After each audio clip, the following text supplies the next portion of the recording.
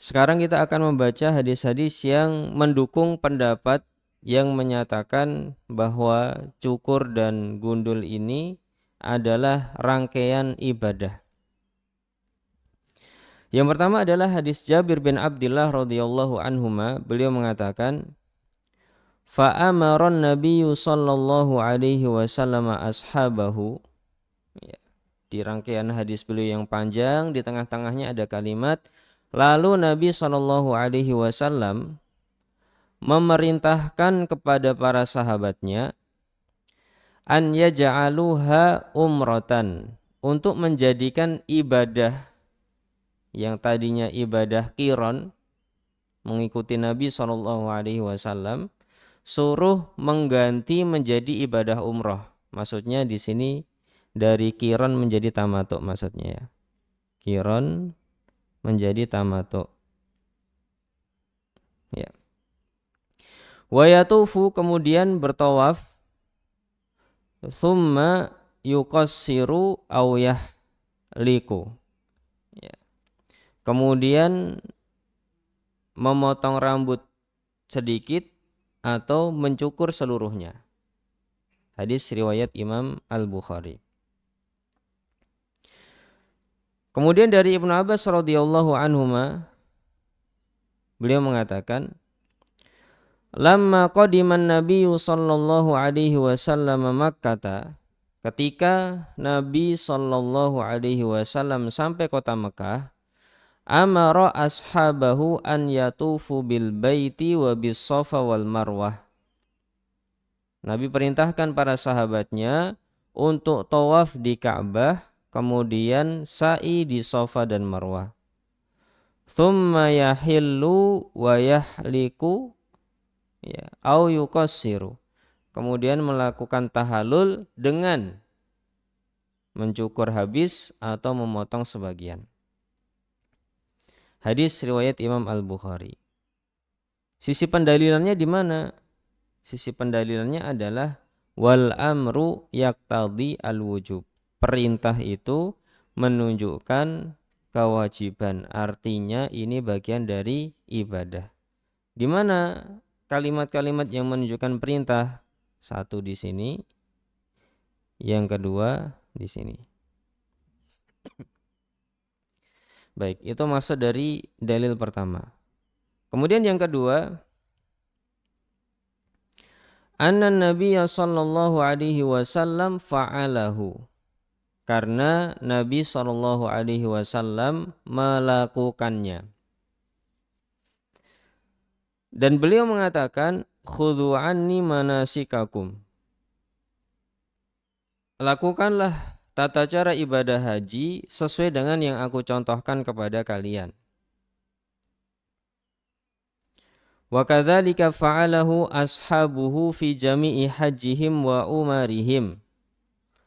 Begitu juga hal ini dilakukan oleh para sahabat di seluruh haji dan umrah mereka. Jadi kalimatnya di sini adalah jami, yang menjadi titik pusat perhatian. Di seluruh haji dan umrah mereka selalu melakukan cukur atau gundul. Walau lam yakun nusukan, kalau ini bukan rangkaian ibadah, ya, bukan bagian dari ibadah yang akan diberi pahala di sini, madawamu alaihi, ya, tidak mungkin mereka akan rutin melakukan kegiatan yang sama setiap kali ibadah haji dan umrah. Ngapain harus cukur atau gundul setiap kali haji dan umrah? Baik, jadi nomor satu ini dalilnya adalah perintah. Perintah. Nomor dua dalilnya adalah rutinitas, ya, rutin. Kemudian yang ketiga adalah annallaha subhanahu wa ta'ala wasafa dukhulahum al-masjid muhallikina ru'usakum wa muqassirin. Ya, kita sampaikan dengan terjemahan saja. Jadi yang menjadi pusat perhatian adalah muhallikin ru'usakum wa muqassirin di surat Al-Fath. Ya. Kalian akan masuk ke Masjidil Haram dalam keadaan mencukur habis kepala kalian atau hanya memotong sebagian. Jadi Allah Subhanahu wa taala memberikan kinayah, yang menjadi pusat perhatian adalah kata kinayah. Allah memberikan atau menjadikan cukur rambut itu sebagai kinayah dari haji dan umroh. Apa maksud bahasa kinayah?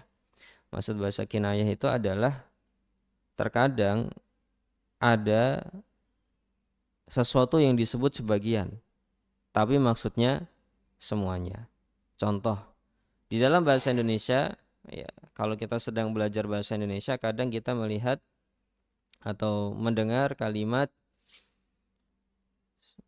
satu hari ini aku belum melihat batang hidungnya, misalkan. Itu adalah kalimat kinayah. Maksudnya bukan hanya batang hidungnya saja yang dilihat, tapi semuanya, seluruh orangnya. Itu maksud bahasa kinayah.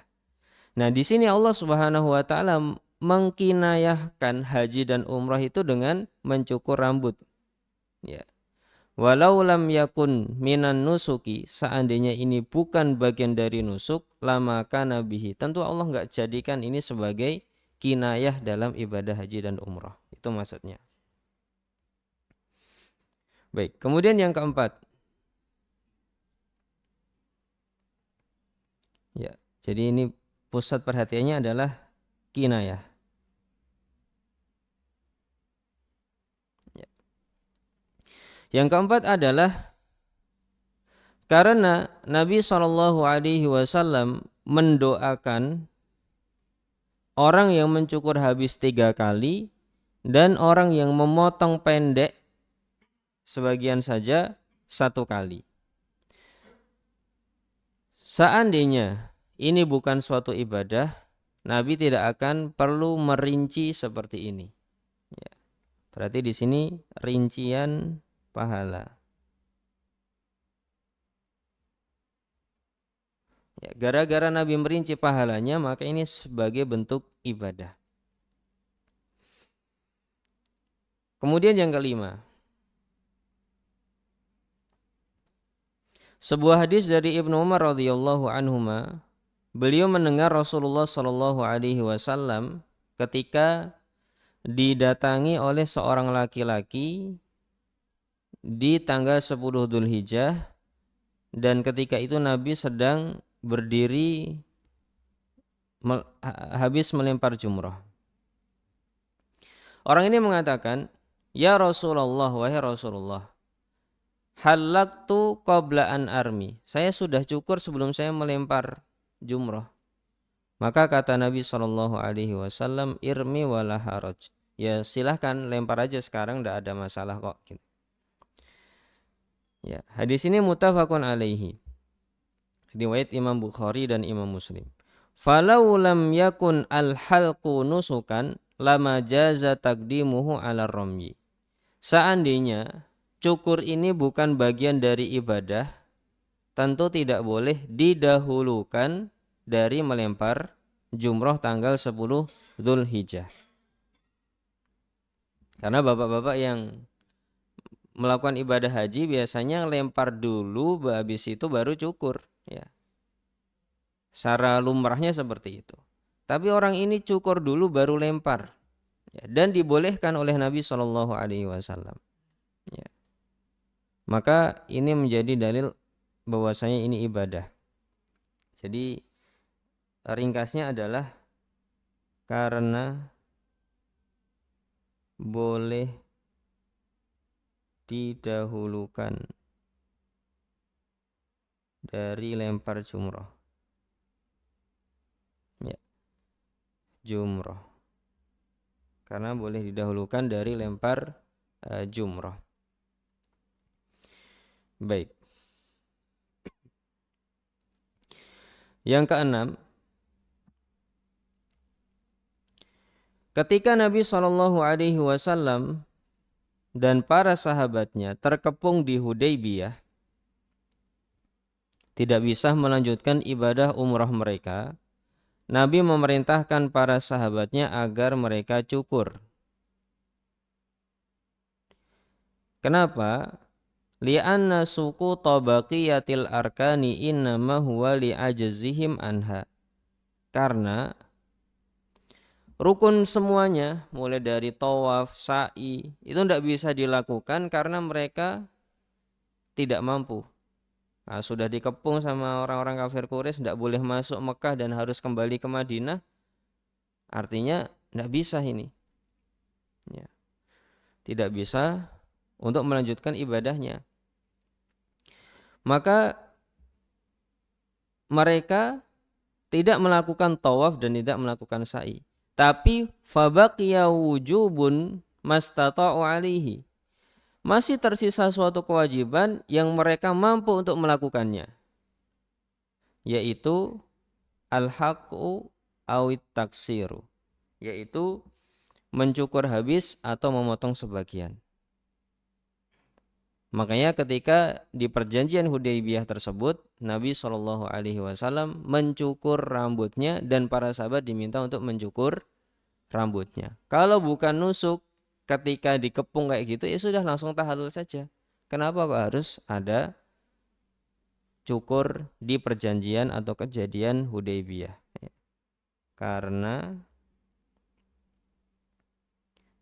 ada cukur di perang Hudaybiyah.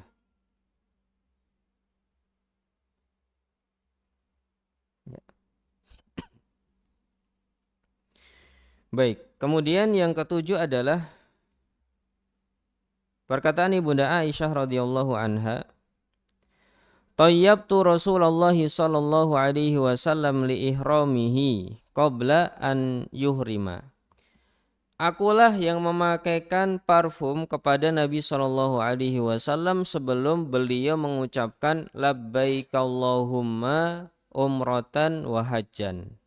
Ya. Jadi sebelum mengatakan itu beliau memakaikan parfum di badan Nabi dan di rambut Nabi sallallahu alaihi wasallam.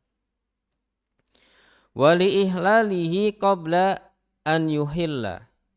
Dan akulah yang memakaikan parfum pada tubuh beliau ketika beliau sudah halal. Ya. Ketika beliau sudah halal, sudah cukur. Ya. Fadalla ala annal halqa nusukun. Maka ini menunjukkan bahwa cukur itu adalah nusuk. Dari mana? Karena setelah cukur boleh pakai parfum. Ya. Dan ini tidak begitu terlihat dari lafal hadisnya, tapi kalau dilihat syarahnya di bagian ini, wali ihlalihi qabla yuhil, maka akan mendapati pemaknaan bahwa karena beliau sudah cukur maka boleh pakai parfum gitu. Nah, ini beberapa pendalilan dari para ulama yang menyatakan bahwa ini adalah ibadah.